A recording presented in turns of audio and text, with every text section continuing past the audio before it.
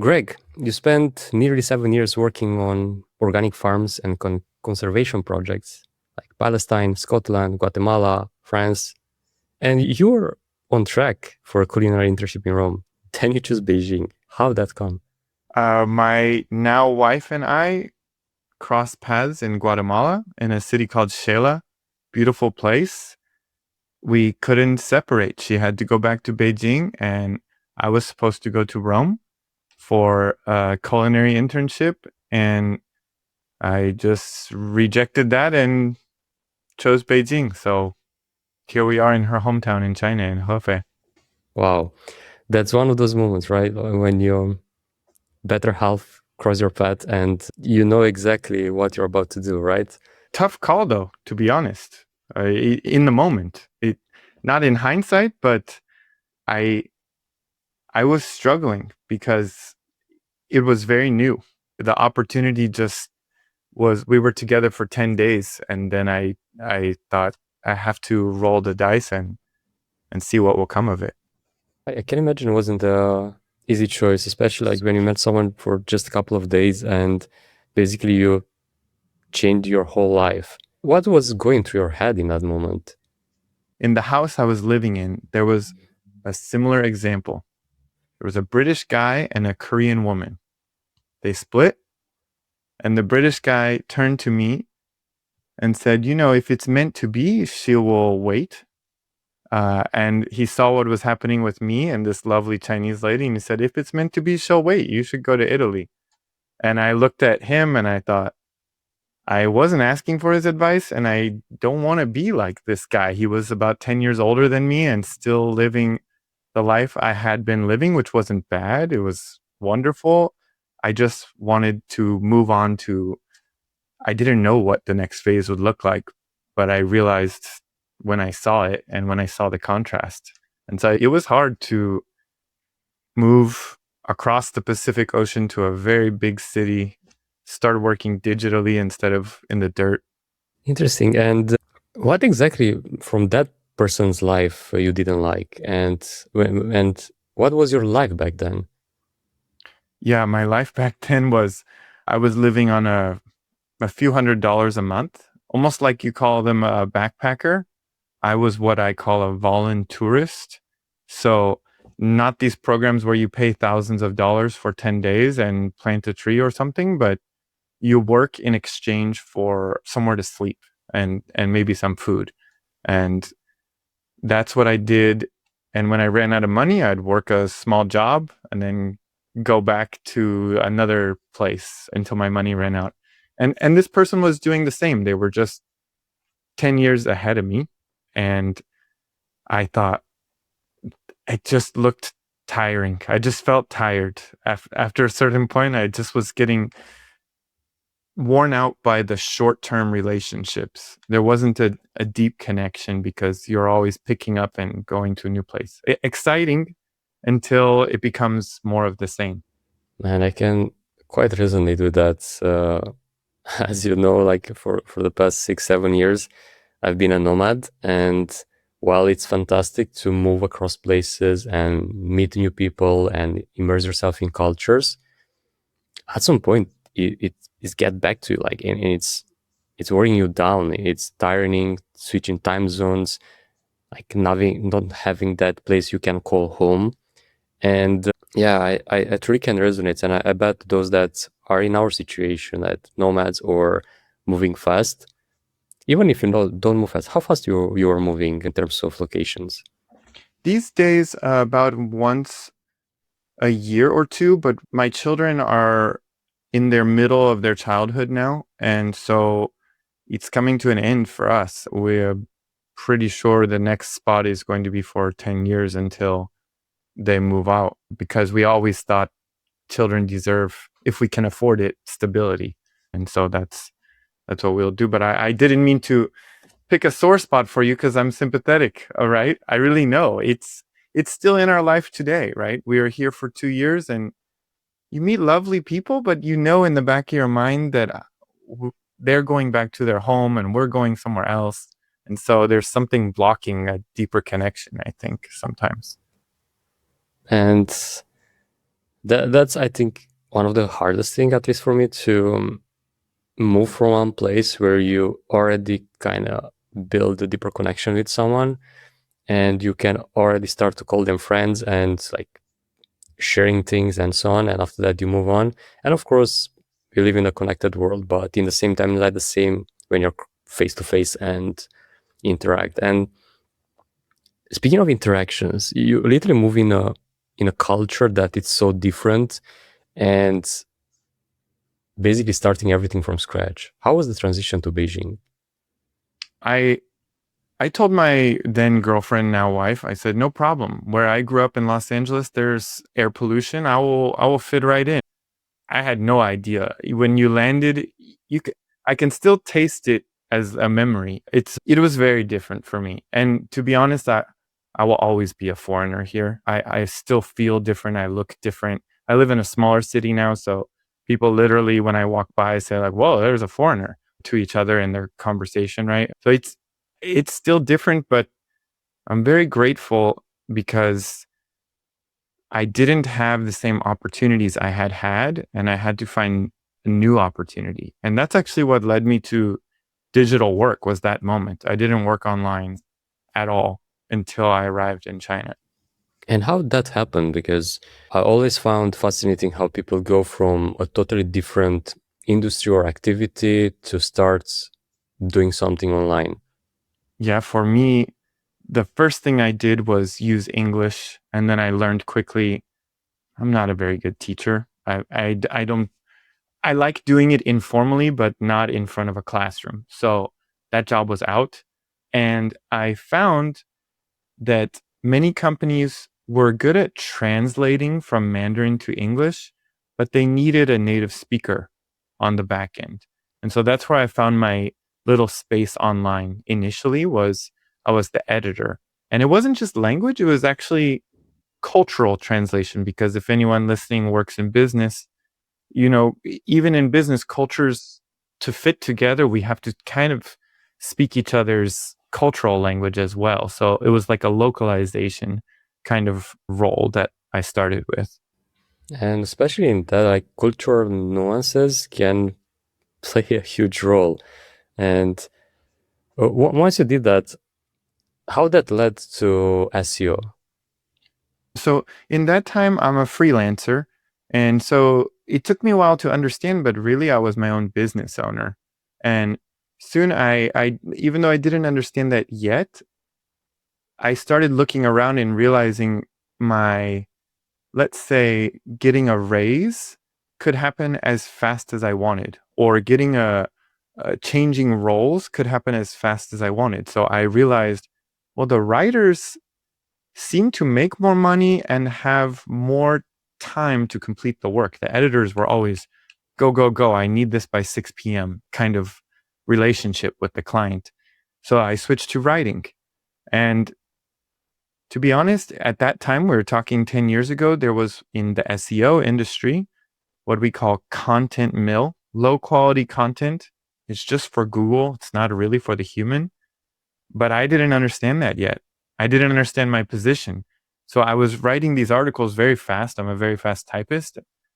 But I thought people were paying me because I'm just an amazing writer. The quality of my writing is so great. I thought soon I'm going to be a novelist, or who knows what's next in my future. But I didn't actually know that I was joining this SEO industry. That was how I tiptoed into it without realizing it. It's such a common thing, right? When you are natively good at something, we assume we know everything. But what was the reality like when you truly understood what SEO worlds mean? When you realize like, oh my God, I have so much to actually learn. And Yeah. It's something that I have problem solved by putting some blinders on, almost staying focused in just the what we call outreach area or offsite area of SEO. SEO is a bit like a triangle, you can think of it. There's three main components. There's on-site words, on-site architecture or technical, and then off-site. And off-site we do by reaching out to other websites and trying to get them to link back to you or to talk about your brand. And that's how I managed to make a name for myself. We become an authority, right, in SEO by still just staying in the writing lane, because I'm actually not very technical. There are some amazing SEO people talk about all these algorithmic and different like LLM based stuff. And sure, I use AI and I can look at a script and try to figure out what's going wrong, but I can't write. I can't code. I can't do all these things that they do. And so that's for me how, once I realized just how much there was, how I didn't get overwhelmed. I just own up to it. I just say I'm not the technical SEO. I'm the offsite SEO. And it's nice to find your path and your lane early on, rather than like chasing all the trends or all the hype that is going on. And I know that SEO world, it's kind of like that, right? Like because you've been doing journalist outreach the hard way for years, and like no paid links, no shortcuts, but the SEO industry is full of people cutting corners. What do your competitors do that drives you crazy? For years, I used to do what's called stand against marketing. So I used to say like, they do this, but we don't do that. Almost like we are better than. And I've come to realize in our industry, we talk about black hat versus white hat. You can kind of interpret the meaning there, right? Black bad, white good. Yeah. It's in the name, it's there. I'm searching for a better name for this reason, because I'm realizing they are very ROI focused. So in a sense, they are actually serving their clients very well. They are often serving themselves, niche projects. So a lot of their tactics do drive me crazy, because our clients are looking for a sustainable brand representation. They need to keep their name in good standing with their customer base. We're a long-term play. Whereas their clients or their own projects don't mind if the project goes up in flames in 3 months, as long as they made their money on that project. So it's kind of apples and oranges is what I've come to realize. And I used to get very perturbed, like, how come they're allowed to do this and we can't? And I'm slowly coming to realize, we are just taking different strategies. It's the same industry, but it's almost not in some ways. We learn from each other, but not a lot is applicable. The black hat guys are like, cool what you do, but it doesn't work. It's too slow for me. The white hat guys are like, what you're doing is super interesting, but we're not allowed to touch it because of governance at our enterprise corporations. Interesting. But what's the real cost of that? Like, what's the real cost of people doing black hat SEO? There are externalities. We are, including me, as marketers, we are manipulating the consumers.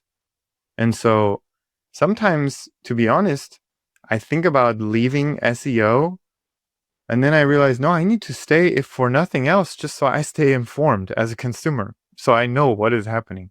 So I think that if there is a cost, I think that could be included in the cost of, hey, this is, I don't think that it's very different from other forms of marketing though, So I think it just depends how far, there's a spectrum here, how far you're willing to twist reality. And so we have certain clients, for example, we don't serve, certain niches we don't serve, we don't put our efforts behind. But who am I to say what's right or wrong?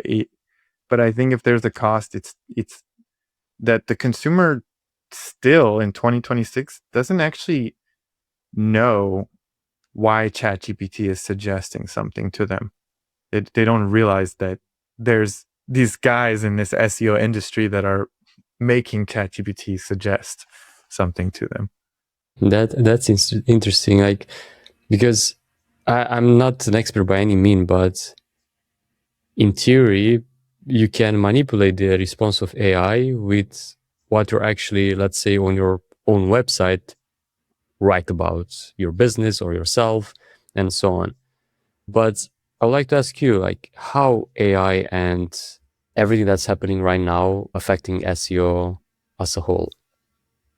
So we're at the start of 2026 right now when we're recording. And I say that the date because it's relevant, because it ebbs and flows.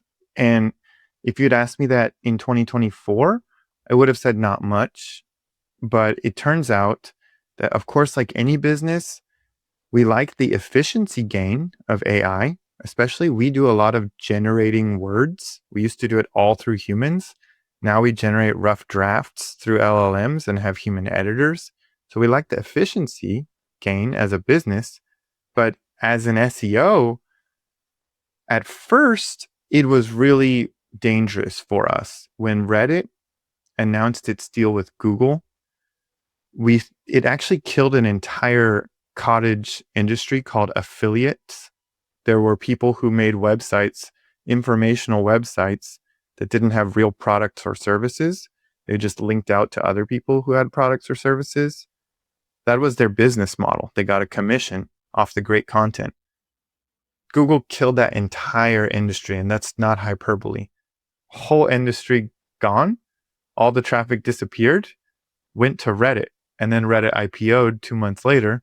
So that was great for Reddit's valuation at IPO. Reddit has since done a deal with OpenAI. And for those who are staying on the cutting edge, I was late, not me. But for those who are ahead of me, the light bulb went off. Well, if Reddit is going to be an OpenAI, where do the SEOs need to be putting content? So that's when you started to hear everyone talk about, man, Reddit is going to hell with all the AI slop because the SEOs are flooding Reddit. Even we now offer Reddit brand mentions. We try to have our client, not in a salesy promotional, but in an informational way, contribute. Again, our clients, they care about their brand reputation. We got to do it slow, steady. So it is influenced it in positive and negative, to sum it up. It's an ongoing influence, and it won't be going away. We haven't decided what our new acronym is as an industry. Some people say GEO, Generative Engine Optimization. Some people say AEO, Answer Engine Optimization. We don't actually know what to call it anymore, but we do know it's SEO plus AI search. It's not just SEO anymore. Yeah, that's definitely an interesting time to be in your industry because things are moving so fast and you need to always be up there, like trying to understand exactly what's happening. And how do you do that? Like, because being in marketing as well, I feel like sometimes overwhelmed, but all the things that are happening and that fear of missing out is coming in and like, oh my God, like how I can be more efficient, how I can leverage this new technology or how I can do that and that. And in all honesty, that feels overwhelming. Like, how do you deal with that? So it was same here. I'm not just a business owner, like many of us smaller businesses. I'm also the chief marketer at the company. So I hear you. Overwhelming. Try to be in all the channels at all the times. It's challenging. As the service provider SEO for our clients, if we go back to when I said a whole industry died, there are certain types of websites now that it's going to be a real uphill battle to get traffic from Google. So we are having to advise interested clients that you may not want to pick this fight. You may want to find another channel to market in. And it's been interesting seeing SEOs realize that we are marketers. I think a lot of SEOs thought that we were not marketers, that we were something separate from. But at the end of the day, we are in the marketing budget, literally on the in most organizations on their P&L. So that has been interesting to see as well. But there's a lot of opportunity. Like you said, very challenging, a lot to learn. I'm still not the most technical guy out there. So that has been a learning curve. I really have had to do a lot of experiments and just get used to the fact that I am going to be using LLMs as part of my day-to-day.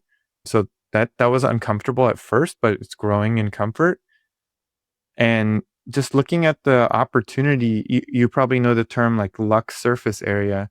If we are not using these tools and finding ways to be valuable to clients so that they can, in our service, that means show up in these tools when people use them, then our luck surface area shrinks. And by contrast, if we can understand how these tools work and understand how to seed the information going into them, then we have more luck, so to speak, because we have something to offer to clients and they will find us. And how do you do that? Like if someone in your industry is listening or watching us, how do you allocate time in your day to truly understand these tools? When you have kids as well. And I am personally grappling with that question all the time. And I think if most business owners, kids or no kids, we are all, because you can work an unlimited amount of hours. It's like working at a company with unlimited time off, right? You end up taking less time yeah. off than you would. So the way I personally, in this moment of life, I'm thinking of it as seasonal, in that I'm striving to work an average number of hours per week in the course of a year, but I'm recognizing that sometimes the company is, well, let's say sometimes the company is doing awesome and it's more like hands off, or it's doing so awesome that there's just more work to do. And sometimes the company's not doing awesome and it's in a crisis and I need to be more present. So I personally I have more tactically, I have Wednesday morning set aside for my building time.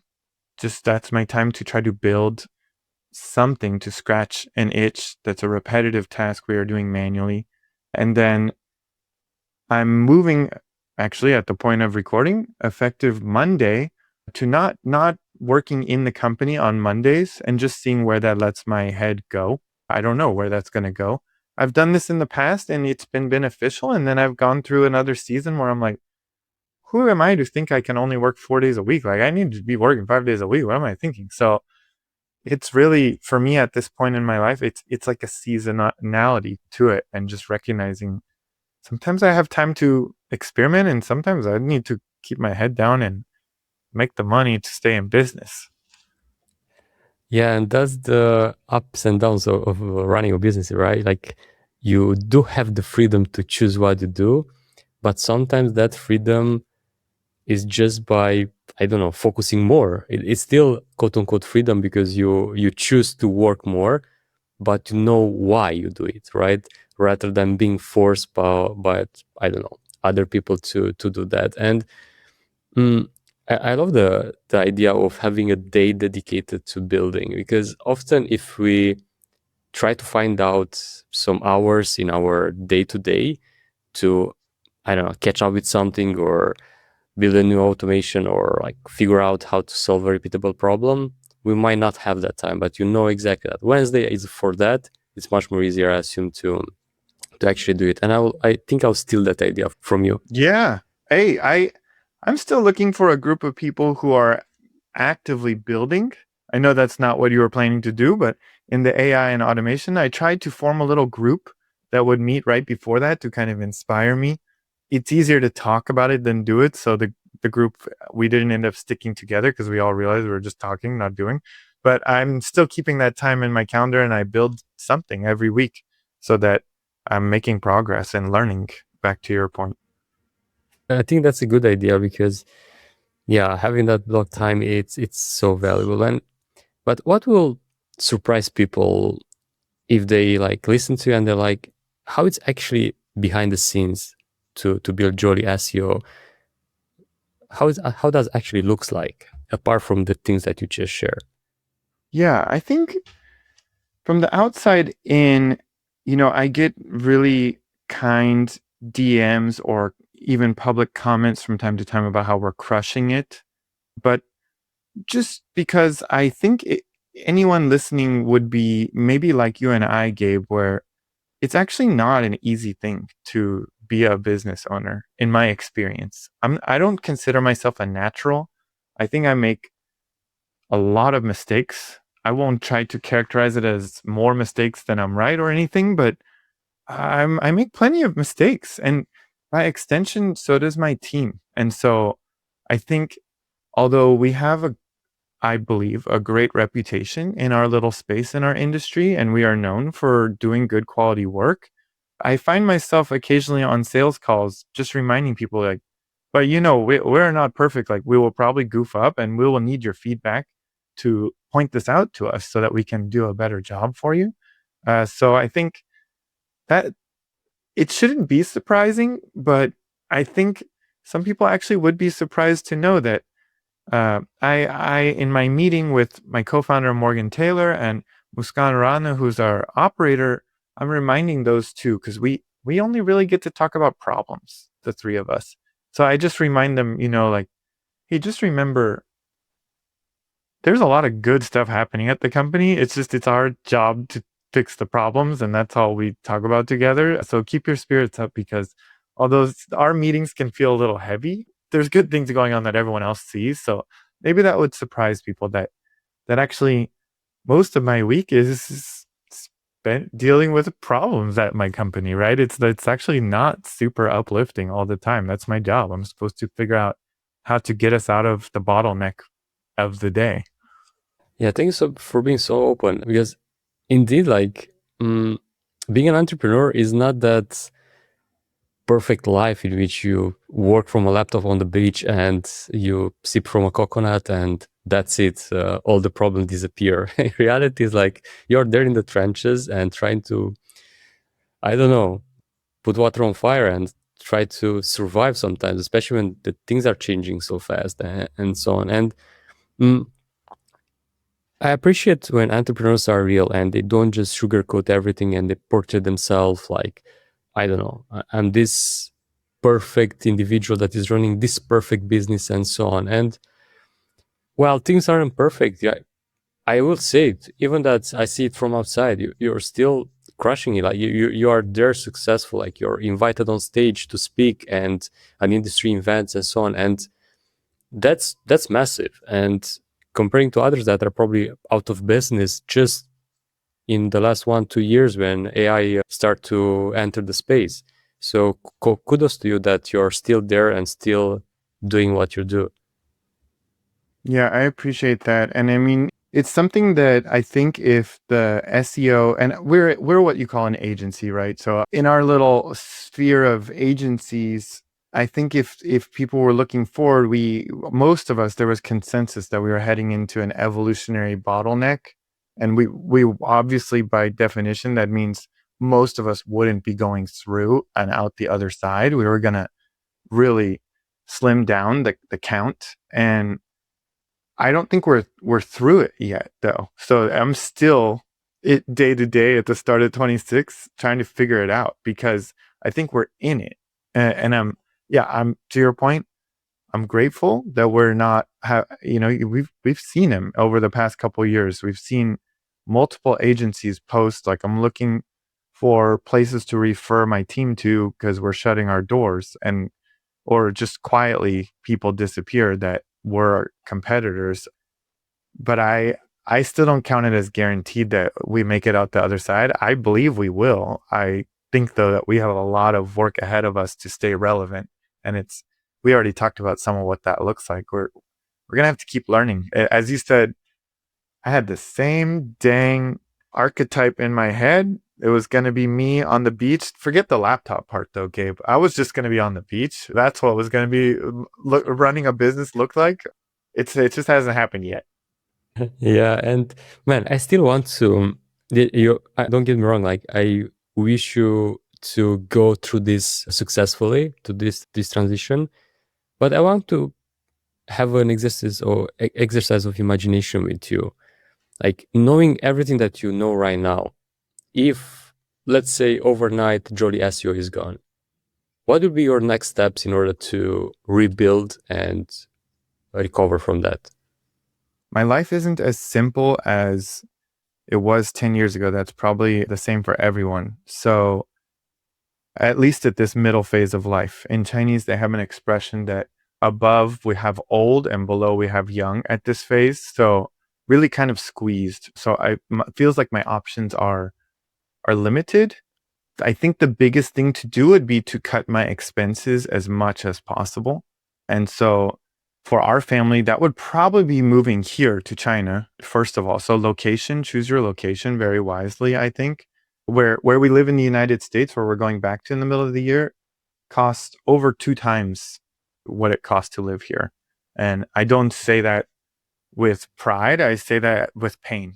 That's what I'm saying. It just means I have to work that much harder, maybe not more, but harder to survive and to try to quote unquote get ahead. Like, as unfortunately adults, we all are responsible for our finances. So that's the first thing I would do. And then professionally, I think about this all the time as business owners. Well, not all the time, but when I engage in this mental exercise with my buddy Morgan, who was 50-50 owner in the company, we just kind of we're proud of ourselves because we were two non-professional guys. You heard about my background. He's had a different one, but equally non-professional, shall we call it, prior to this. And we have a heck of a lot of skills that we've picked up through running a business. Every business owner is the chief salesperson, the lead gen person, the marketer, the finance, the HR, the vendor procurement specialist. You can go down the whole dang list. And so I used to be a writer. And then over the years, I think what I would probably do is look for commission only sales roles at first. Or if they want to give me some money too, great. But I would just point out to them like, hey, we've had over 500 clients. Like, at least I can get clients. Like, I know that part. So if you've got a good product like we had in this scenario, if we're gone, I can sell. And I used to find that sleazy, but now I'm realizing, at least our style of selling, we don't push. We're like I am with you right now. We are just telling it what it is. If someone's not a good fit, we tell them like, this isn't the right thing right now. Like, you need to do this other thing. But if it is a good fit, people gravitate to that. And so without trying to compliment myself anymore, I would just say like, I would take an inventory of what I can offer. And I know AI is here. I know the economy isn't so easy that and people also will perceive the failed business as like, all my skills are in the poor category, right? It'll be hard probably to make the case that like, no, it was for this reason. Don't hire me for that though. I do actually suck at that thing, but I'm really, really good at sales. I promise.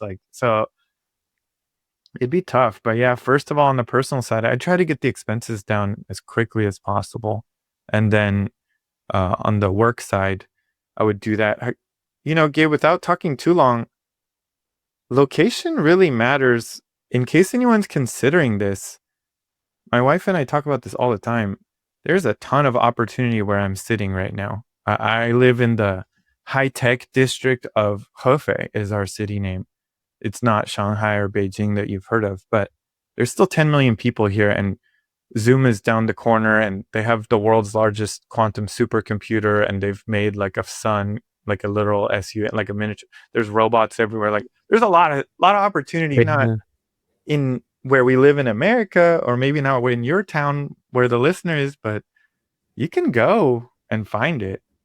And I think that's powerful because we live in that world in which if our location is not giving us the opportunity, or like we cannot, I don't know, expand and grow and learn or be surrounded by, like you said, technology, opportunities, big businesses, we can just move. And if anyone is listening to the podcast, has internet connection, so has the means of learning on how to do that, either by making more money to be able to move, or sometimes even by moving, you cut out the cost, like you mentioned, like comparing US costs with living in China is so different. But obviously the Western world, we say like, oh man, like China, like isn't that a communist country? Like, how is actually to live there? What are the misconceptions about it?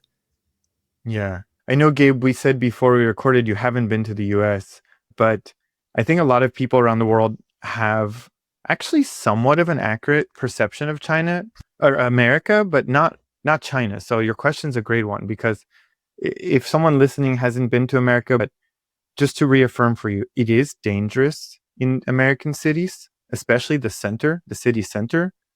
In China, you never need to look over your shoulder. You never worry about going out at dark. It's extremely safe is what I'm trying to say. In America, my wife doesn't go out at night where we live, is a general rule. And here, I don't worry about her. If I can go to sleep if she's out, because I just know it's China. In America, we can't leave anything on the seat of our car because someone will break our window and take it. And it's like, the thing didn't really matter, but now we got a broken window on a car to deal with. That doesn't happen here. There's cameras everywhere. Americans would hate that loss of freedom, but there's a different kind of freedom. It's all with the control that's in place. So it is interesting being a foreigner in a place where it's a communist party in control, because initially I thought that that didn't matter to me. But after 11 years, I'm realizing like I do change what I say a little bit. I do change how I act a little bit. It's not the same as living in America, for sure. But I would wholeheartedly recommend a visit if someone is China curious. It's not a communist economy. It's a very capitalist economy. There's a lot of activity happening because people are out there getting. And hey, that's not all that life's about, but we are here on a business podcast, so that's what we're talking about. There really is so much more opportunity than where I live in America. We choose to live there in America because it's so much slower, and we choose to relax there. That's how different it is. Wow. And I didn't expect that, because most people, like my imagine about US is that is the hustle country, right? Like everyone is hustling to live the American dream, to work hard and so on. But I didn't expect that China to be above that when it comes to like going out there and like getting what they want. But what's fascinating, like I talked recently with a friend that just visited China, and they were like, similar to you, they were sharing the same thing. And the fact that people are living in the future there, like they were like in the middle of a huge intersection, and there wasn't freaking noise because 90 something % of the cars were electric. And I'm like, all right, that's fascinating. And probably that will as well solve the pollution problem and so on and so forth. But yeah, I highly encourage as well anyone that I haven't been there. It's on my bucket list actually to visit China, because not just from that perspective of to see how is life there, but as well I heard that there's amazing nature and so many things to visit apart from that, the history and everything. And yeah, often we create this image that it's just based on media, based on maybe some things that we saw online, but reality is always different. And it always, when you go in by yourself and actually experiment that place, you find out that it's so much different that you could imagine. Yeah, I think you heard it firsthand from a friend. So that's what it would take for me too. So I don't expect people to believe it. But your question was a great one. It was, what would you do if it all fell apart? And if you were focused on like, how do I make some opportunity happen for me and be somewhere interesting? I think you would find that it's less of an uphill battle here, especially for foreigners. There was a period there 5 years ago where the golden age ended. The people who lived in China before me, the golden age was in like the 2000s. It's, I think, another one again right now in a different era that we're in. But I think it's a really interesting time to live in China. Nice, man. Make the most out of it. And switching a bit back to SEO, like for someone listening and wants to build authority through earned media, what would be for them the first step to take? So if you're going to do what we do, and just so people understand, what we do is we reach out to websites and we try to contribute information that is so valuable that they want to either say our company name or give us what's called a backlink, those links we click on to go back to us. And this is what we do for clients, but this is what you do for yourself. I would start with something called featured.com, just like the word sounds, featured.com. You can sign up for a free plan. You can pay for it. The only thing to be careful there is Featured started creating their own websites so that there's more diversity of opportunities for different kinds of small business owners. Those aren't as valuable as the ones that are independent of the host. So look for that. But Featured.com, I'm a big proponent. We use it for like kind of our entry level. So if you're entry level to this, I would look there. And then it goes up. There's 6 other big names in the space that are these platforms. And the dynamic is in search engine optimization, SEO, there's this thing called EEAT. And one of those, actually really two are relevant to us, the people in this conversation right now, is we are experts and we have authority. And so those websites, why do they want to publish your name and link back to you? They need you to satisfy EEAT for Google. They need to have experts that are third-party experts to lend authority to their articles on their website. So we're not even writing a whole article. What's Featured, you're writing 3-4 sentences sometimes. It's that short. They provide the question, you answer the question. If you're useful to them, they'll put you in the article. And then it gets more complicated from there. But if you're just starting out, it's a really nice value exchange. And I can't recommend it enough. You don't need a service provider. You could do this in 15 minutes a day. You just carve out a little bit on your calendar. Yeah, and it works. I actually stumbled upon the website last year, I think, and I managed to get myself on entrepreneur.com and a bunch of other websites. And it really works. Yeah, and another thing is like, I want to ask, it's that acronym that you mentioned, EEAT. What does it mean? Expertise, experience, authoritativeness, and trustworthiness. So this EEAT is a component, just one. There's many thousands of ranking factors. And when I say ranking factors, let's consider them bullet points in what Google, it has what are called search engine algorithms. So it's like a formula that it looks at all these things, these factors that are all weighted differently. And EAT is actually a bigger component, but it's just a component. It's not the sole thing. And so we're helping a website.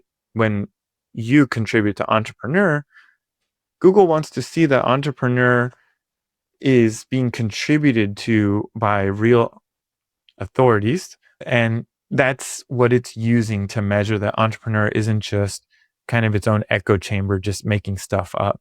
It has other people willing to put their name to it. And it's looking at you and seeing, are you real, or how much weight to give to this? So that's EEAT. So, Greg, once someone did that, they took the first step into, they should look on their website or on their social presence to be consistent on the way they present themselves, or that has no value today? I think it absolutely has value. Having as a future guest Jason Barnard, he and his agency CaliCube, I had him on the podcast, and he was talking about it matters so much that every time he is a guest, for example, if he was a guest on your podcast, he would update his own about page on his website and write out that he was a guest on your podcast and link back to your podcast, because he wants there to be this reciprocal relationship so that Nice. Google can really form this. So I won't claim that I'm as strong at that. I think our messaging is not uniform across all the different channels. It's like every time we create a new channel, we update the messaging a little, but we don't go back and update the old channels. So I do think it's important.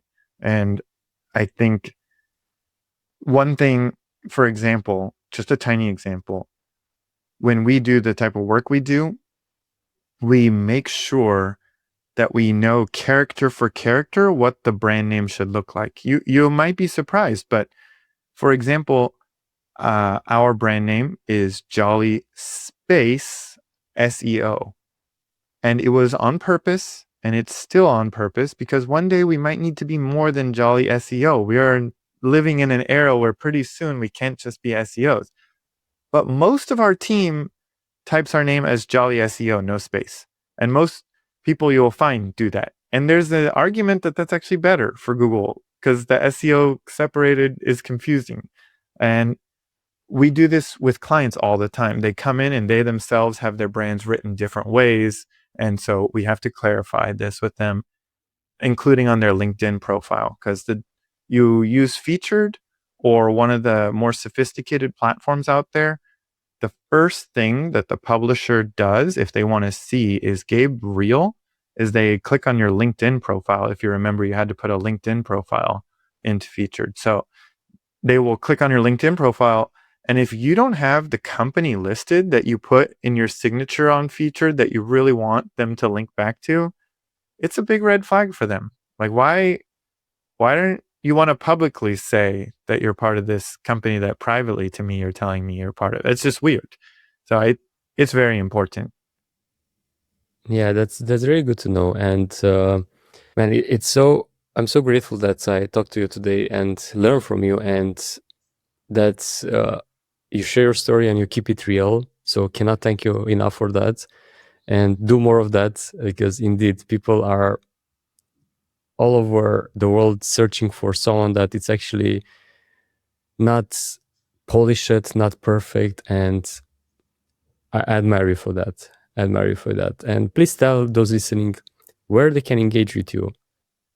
Oh, Gabe, it's awesome. I really appreciated the conversation. And you should look up Gabe's episode on YouTube on the Jolly SEO podcast. So that's where you can look us up as well. That was really fun. I'm on LinkedIn, Greg Heilers, or you can look at jollyseo.com for now, right? So I appreciate it, but I had a blast, and thanks for letting me come on. Thank you. And that was Greg Heilers. And if this conversation made you think differently about building something real in your life and without sacrificing the life you actually want to live and learning something about SEO, then please share it with someone who needs to hear it. And if these are your kind of conversations, you know what to do. Subscribe to not miss the next one. I'm Gabe Marushka, and see you in the wild.